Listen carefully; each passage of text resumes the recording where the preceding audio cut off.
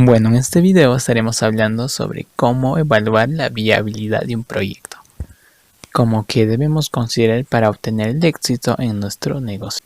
Porque quizás tengamos la idea, tengamos las ganas, también tengamos las herramientas, pero es momento de poner en plan de acción nuestro proyecto. Porque ya es hora de salir de la teoría y darle forma, de tal forma que se convierta en un negocio viable. Ya que si tu proyecto no es viable, no llegará muy lejos. Pero ¿cómo podemos evaluar la viabilidad del proyecto? ¿Qué pasos debemos considerar? ¿Y cuáles son los puntos claves? En este video te vamos a hablar de 7 puntos claves que podemos considerar ante un proyecto. 1. Definir el alcance. Para ello debemos contar con una descripción detallada del mismo que contenga el objetivo. También los requisitos específicos, los límites del proyecto, los entregables y los supuestos y las restricciones, ya que sin una correcta definición de alcance aumenta la probabilidad de fracaso a la hora de planificar, ejecutar, controlar o medir el avance y monitorear tomando las acciones correctivas. 2. Análisis de FODA. Como se sabe, todo proyecto debe iniciar con una investigación sobre sus características internas, que son debilidades y fortalezas. Por otro lado, su situación externa, que son amenazas y oportunidades, ya que ello nos permite conocer su situación actual o real. Con respecto a los elementos internos, se tienen respecto a la disponibilidad de recursos de capital, personal, activos, calidad de productos, también estructura interna, y también del mercado, percepciones de los consumidores y entre otros. Mientras que si hablamos de los elementos externos, buscan determinar las oportunidades y amenazas que el contexto puede presentarle al proyecto. Y en este punto hay que aclarar, dependiendo de la naturaleza del proyecto, una de las cosas que debemos considerar es la información técnica, o sea, el análisis de mercado, o documentación con informes o oficio de experto que sustenta el proyecto que estamos analizando. 3. Identificación y análisis de riesgos. Cuando a riesgos nos referimos, son todos aquellos eventos, ya sea positivos o negativos, que pueden afectar al proyecto.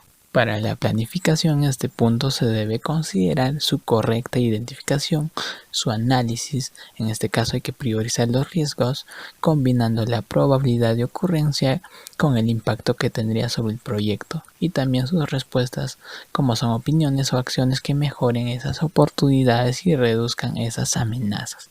4. Identificación y análisis de resultados. Los proyectos son llevados por y para personas, y es por eso lo que debemos identificar no solo quienes pueden generar una influencia positiva o negativa sobre el proyecto, sino qué impacto puede tener sobre él. Aquí tenemos, dependiendo de la organización, los socios, empleados, empresas, entes reguladoras o organizaciones ambientales y entre otras. 5. Viabilidad económica. Este punto nos sirve para entender cuál es la diferencia entre los costos y beneficios del proyecto, porque debemos saber que todo es cuantificable. Aquí hay que analizar cómo fue realizado el proyecto, tanto los gastos o los criterios de la definición de tiempos estimados.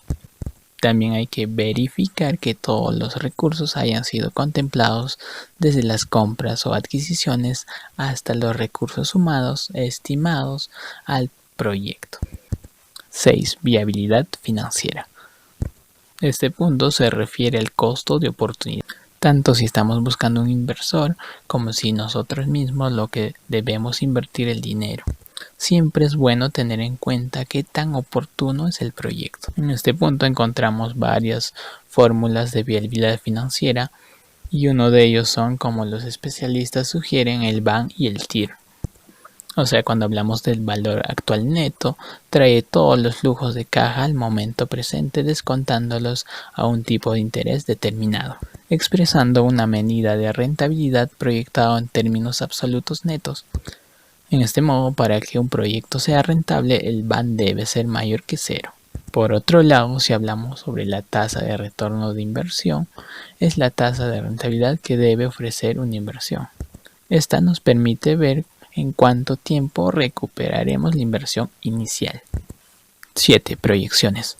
Estas proyecciones se hacen de diversas variables económicas que parten de un análisis macroeconómico en base a información estadística real. Esto ya varía de acuerdo a la región o país en la cual esté ubicada el proyecto. Bueno, eso fue todo, nos vemos en el siguiente video.